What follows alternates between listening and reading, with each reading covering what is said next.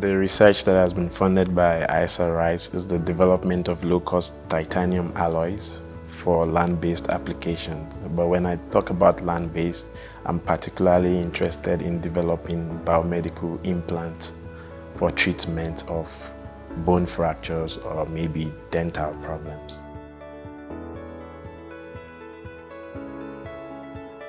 What actually inspired me to do this research is the amount of disability that we have in Africa, and you would see that most of the disabled persons do not have the necessary funds to actually treat themselves, and sometimes when they have the funds, there are no access to the right facilities. And I thought that if I could develop something that is quite affordable for many people living on the continent with disability, then I would be making some unique contributions. And when we talk about, the type of materials that I'm developing, it's actually an affordable titanium alloy, which is going to be cheaper than the commercial alloy that we have now that is quite expensive and cannot be afforded by most of the citizens of Africa.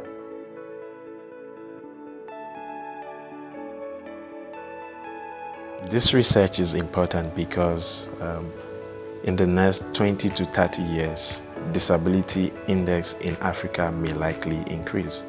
Why am I saying so? According to United Nations report, in 2050, we would have 2.7 billion elderly people living in the world. Of these people, we have about 80% who would be residing in developing countries. You and I know that in Africa, we have, and all the countries are more or less developing countries. So we would have elderly people here who are much more susceptible to bone fractures because they lose their bone density. They also have diseases that makes them actually lose their bone density. So any slight accident like falling in the room or at work or anywhere else would lead to this bone fracture. And we need to develop materials that are affordable that can help them, live even longer than that. That's the reason why I'm really passionate about this research.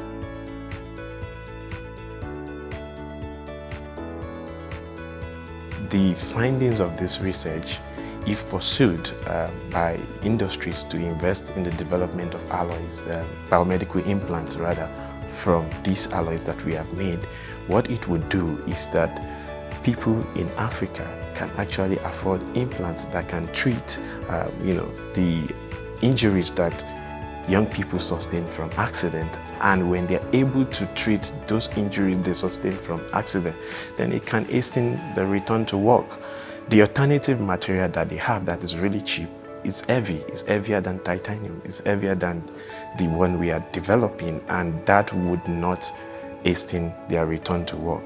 And like I said previously, that in elderly people, you don't want to have an elderly person with fractured bone living an inconvenient life. You can make their life better by providing them affordable implants, because these implants eventually would make them live in their elderly state much more conveniently.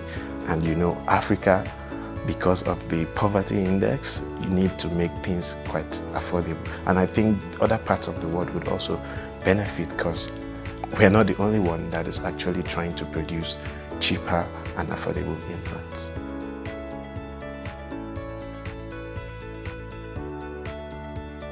AESA-RISE Postdoctoral Fellowship grant has really helped me a lot.